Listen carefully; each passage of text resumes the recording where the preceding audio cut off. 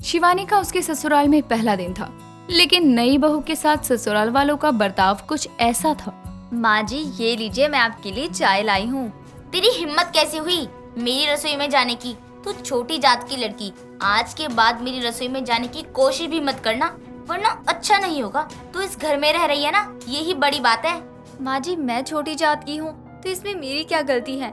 आपकी बेटी को सब पता था मेरे बारे में, फिर भी उन्होंने मुझसे शादी की। तो अब तेरी ना मेरी घर की नौकरानी बनने की भी औकात नहीं है, और तू मुझसे जुबान लड़ा रही है। रुक तू, अभी तेरी अकड़ निकालती हूँ।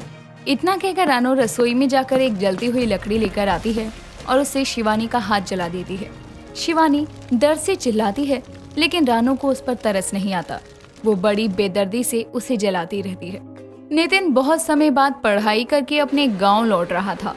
गांव का बदला हुआ नजारा देखकर वो बहुत खुश था, क्योंकि 20 साल पहले ये गांव किसी खंडर से कम नहीं था। लेकिन तभी एक लड़का और लड़की अचानक से उसकी कार के आगे आ जाते हैं। हमें बचा लो भैया, हमें बचा लो, वरना वो लोग हमें मार देंगे भैया। मार देंगे? ये तुम लोग क्या बोले जा रहे हो?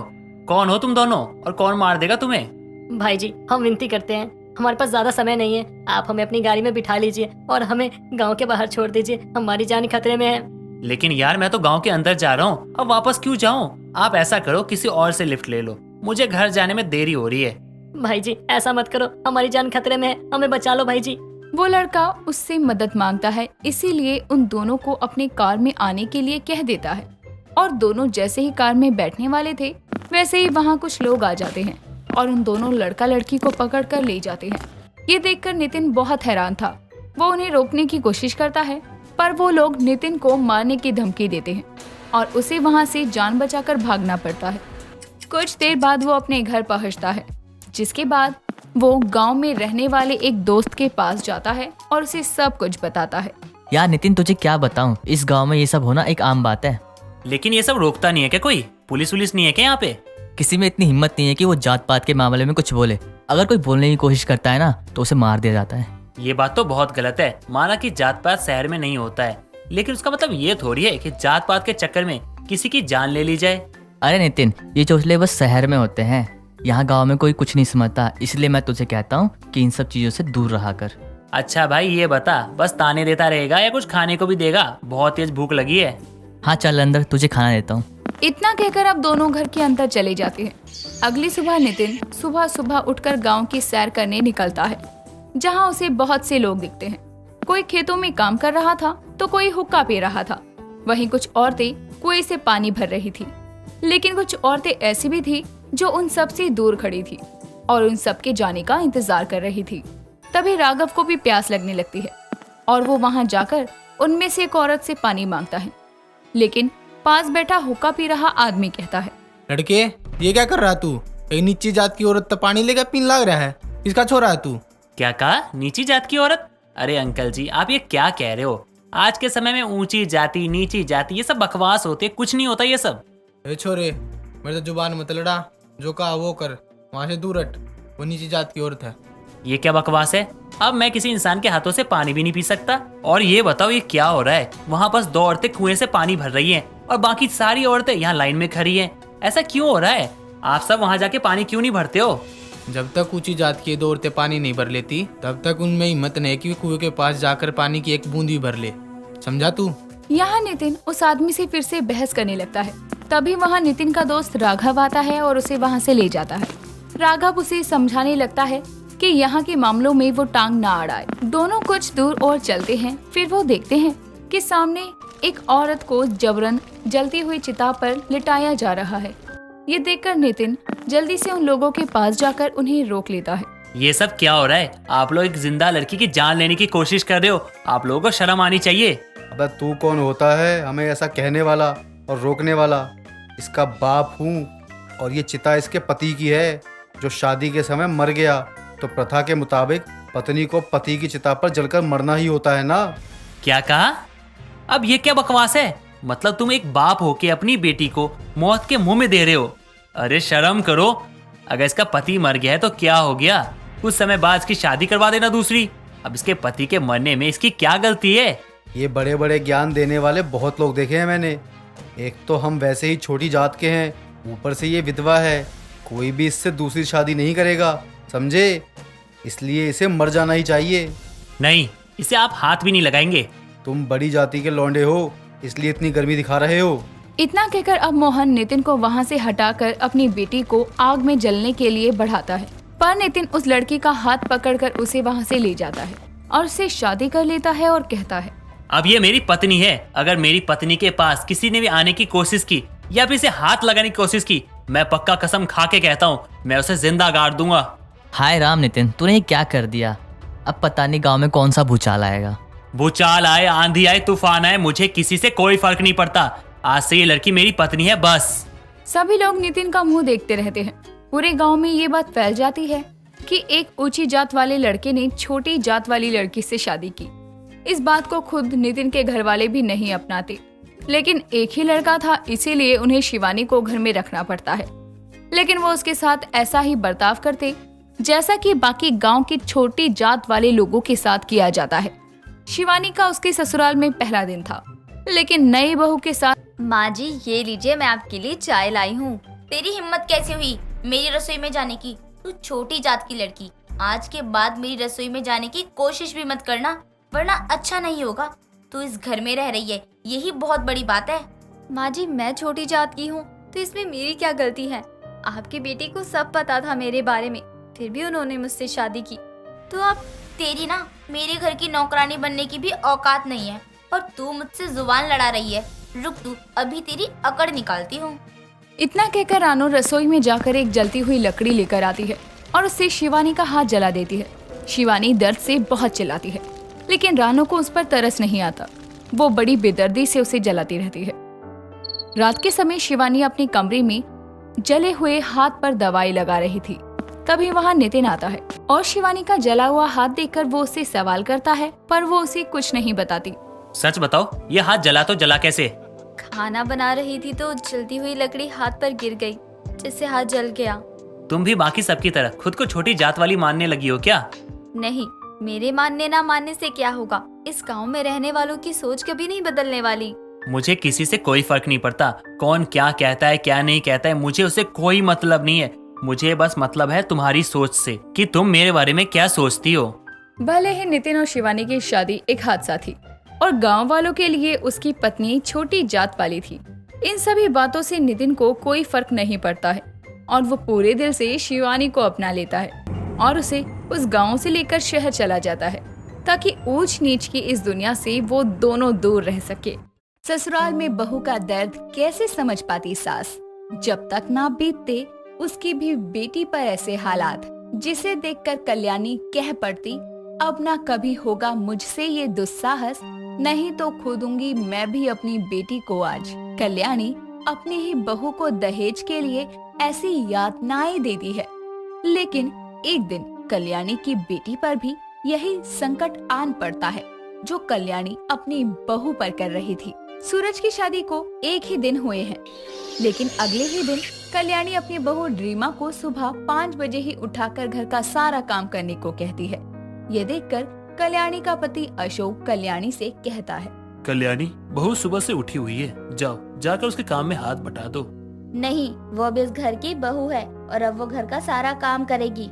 वो इस घर की बहू है, कोई नौकरानी नहीं। इसकी जिंदगी तो मैं नरक बना कर रहूंगी। जिस तरह इसके घर वालों ने शादी में हमारी मांगे पूरी नहीं की है ना। क्या मांग पूरी नहीं की तुम लोगों की? जो बोला सब दिया उन्होंने। आखिरी समय तक तुम्हारा मुंह खुला रहेगा, तो वो लोग करते रहेंगे क्या जो तुम बोलोगे? नहीं किया तो भुगते अब अपनी बेटी के दर्द को। कल्याणी को इस बात का दुख था कि शादी के समय रीमा के घर वालों ने उसकी मांगे पूरी नहीं की, क्योंकि कल्याणी ने लड़की के विदाई के समय तक कुछ ना कुछ मांगे जारी रखी थी, जिसकी वजह से उसकी कुछ मांगे तो रीमा के घर वालों ने पूरी की, लेकिन कुछ नहीं कर पाए। और करते भी क्यों, लालच तो बुरी बला है। देर शाम अशोक, सूरज और कल्याणी हॉल में बैठे हुए थे। तभी रीमा सबके लिए चाय बनाकर लाती है और कल्याणी चाय के कप को उठाकर चाय गिराते हुए अपनी बहू रीमा से कहती है, बहू चाय ठंडी है और अब तो फर्श भी गंदा हो गया, तो इसे साफ कर दे और दूसरी चाय बना ला। ये देख रीमा अपनी सास को कहती है, माँ जी ये तो आपने जानबूझकर किया है। हाँ तो अब मैं ही कह रही हूँ इसे साफ कर। तुमने सुना नहीं माँ क्या कह रही हैं? चाय तो अच्छी बनी है, गरम भी है, फिर तुमने इसे फेंका क्यों? कल्याणी और सूरज जानबूझकर रीमा को परेशान कर रहे थे, क्योंकि वो चाहते थे कि रीमा को परेशान करके उनका बदला पूरा होगा। और अब जैसे ही रीमा चाय साफ करने लगती है, वैसे ही सूरज अपनी माँ कल्याणी से कहता है, माँ, इसका बाप कितना कर रहा था ना। शादी वाले दिन हमारी खातिरदारी में कमी की ना उसने, और देखो हम उनकी बेटी की क्या खातिरदारी कर रहे हैं। सही कह रहा है सूरज बेटा, इसकी जिंदगी तो हमने नरक बना ही दी है। इससे तुम्हें खुशी मिल रही है? पापा आप तो चुप ही रहो, आपको कुछ पता वता है नहीं तो क्यों बोलते हो। देर शाम रीमा अपने घर वालों से फोन पर बातें कर रही थी। तभी रीमा अपने पापा को कहती है, पापा यहाँ सब बहुत अच्छे हैं, मुझे कोई काम भी नहीं करने देता, और सूरज जी भी बहुत अच्छे हैं।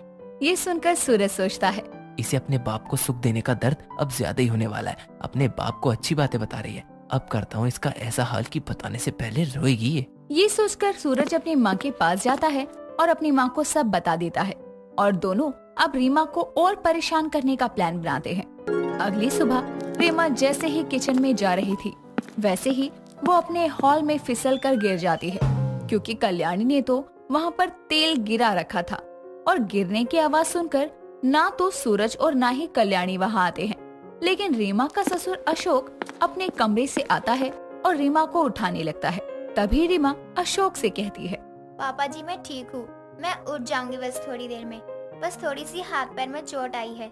बहू, यहाँ पर तो किसी ने तेल गिरा रखा है। हाँ पापा जी, मैंने देखा। कोई बात नहीं, मैं ठीक हूँ, मुझे काम भी करना है। आपके लिए चाय लाऊं? ये उन दोनों का ही काम होगा बहू, तू चिंता मत कर, सत्य की हमेशा जीत होती है। चाय मैं खुद बना लूंगा, तू थोड़ी देर आराम कर ले। कल्याणी और सूरज रीमा को परेशान करने का कोई मौका नहीं छोड़ते हैं। ऐसे में एक रोज रीमा छत से कपड़े सुखाकर आ रही थी। तभी कल्याणी भी छत से आ रही थी और वो रीमा के पीछे थी। और जैसे ही रीमा सीढ़ियों से उतरने लगती है, वैसे ही कल्याणी रीमा को पीछे से धक्का दे देती है और रीमा बाल्टी के साथ सीढ़ियों से नीचे आ गिरती है। और अपनी बहू को गिरते देखकर कल्याणी खुद से कहती है, क्यों बहू, नरक जिंदगी तो अब शुरू हुई है, कैसा लगा? ये अशोक देख लेता है कि कल्याणी ने रीमा को जानबूझकर सीढ़ियों से गिराया है और रीमा को तो बहुत ज्यादा चोट आई है। फिर भी कल्याणी घर का एक भी काम नहीं करती। लेकिन जब सूरज और कल्याणी घर से बाहर थे तो अशोक झाड़ू, बर्तन और भी काम में अपनी बहू की मदद कर दिया करता था, क्योंकि वो तो एक बाप था जिसने अपनी बेटी की शादी का दर्द झेला है। देर शाम अशोक कल्याणी से कहता है, कल्याणी, मैं समझ सकता हूँ कि तुम्हें शादी में सामान और मांग को लेकर अभी भी दिक्कत है, लेकिन ये सब कब तक चलेगा? इसमें रीमा की क्या गलती है? तुम्हें कुछ पता भी है क्या किया उन लोगों ने? कैसे हमारी नहीं सुनी? तुमने बहू को धक्का दिया, मैंने सब देखा। जो तुम लोग कर रहे हो ना, वो सब गलत है कल्याणी। तुम्हारी भी एक बेटी है। उसे कोई छूकर भी दिखाए, एक एक को खत्म कर दूंगी। अगर यही रीमा के घर वाले करे तो हम भी चुप नहीं रहेंगे। ये बातें चल ही रही थी कि तभी कल्याणी की पड़ोसन कांता कल्याणी के घर आती है और कल्याणी से कहती है, कल्याणी कैसी है? आजकल बाहर भी नहीं आती। हाँ, काम ही इतना रहता है, समय नहीं मिलता। कल्याणी और कांता आपस में बातें कर रहे थे। तभी रीमा चाय लेकर आती है और रीमा के हाथों सर पर चोट देखकर कांता रीमा से कहती है, बहू तू ठीक तो है ना? ये चोट कैसी? क्या हुआ तुझे? आंटी जी, वो मैं सीढ़ियों से गिर गई थी ना। तभी कांता को कुछ सही नहीं लगता और रीमा के जाने के बाद कांता कल्याणी से कहती है, क्या हुआ कल्याणी बहू को? कहीं तूने मारा पीटा तो नहीं अपनी बहू को? कैसी बातें कर रही है कांता? भला मैं क्यों मारूंगी इसे? कल्याणी कांता से बातें कर रही थी कि तभी एक औरत कल्याणी के घर में आती है जिसने अपने चेहरे को शॉल से कवर रखा था। और कल्याणी उस अनजान औरत को देखकर उससे कहती है, कौन है और क्या काम है? बिना कुछ बोले घर में घुसी आ रही है। तभी वो औरत कल्याणी के गले लगकर रोने लगती है और कहती है, माँ, मुझे अभी के घर वालों ने बहुत टॉर्चर किया, मुझे घर से निकलने नहीं देते थे। मैं कैसे भाग कर आई हूँ ये बस मैं ही जानती हूँ।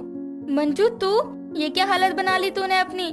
मंजू बेटी, क्या हुआ ये सब? तेरे ससुराल वालों ने तुझे मारा पीटा? उन्होंने मुझे मारा ही नहीं, कमरे में भी बंद रखा। मैं अब कभी उस घर में नहीं जाऊंगी। माँ, आप ही कुछ करो। ये सुनकर कल्याणी की आंखें भर आती है, क्योंकि मंजू उसकी बेटी है।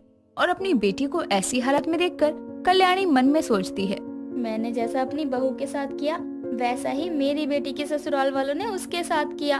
तभी मंजू को देखकर रीमा जल्दी से उन्हें हॉल में सोफे पर बैठाकर पानी देती है और मंजू भी रीमा के गले लगकर रोने लगती है और अपनी भाभी से कहती है, भाभी मैं अब वहाँ कभी नहीं जाऊंगी, मुझे यहीं रहना है।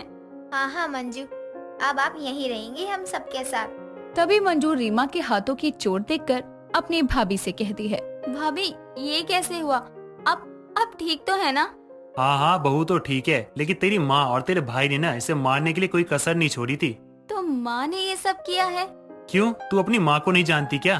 माँ, आपने जैसा भाभी के साथ किया वैसा आपकी बेटी के साथ भी हुआ। अगर आप इन्हें बेटी मानती तो आपका क्या बिगड़ जाता? मंजू, मैंने ये सब किया, मुझे नहीं पता था कि मेरी अपनी बेटी के साथ भी ये सब हो जाएगा। माँ क्या हो गया है आपको और माँओं को, जो अपनी बेटी को बेटी तो मानती हैं लेकिन अपनी बहू को दुश्मन। आप ये क्यों नहीं समझती? उनसे ही तो आपका वंश आगे बढ़ेगा। अपनी बेटी की हालत देखकर कल्याणी और सूरज को बहुत पछतावा होता है कि उसने जो रीमा के साथ किया वही मंजू के साथ भी हुआ और ये गलत था। लेकिन अब कल्याणी को सबक मिल जाता है और रीमा भी तो किसी की बेटी है, जैसे मंजू उसकी बेटी थी।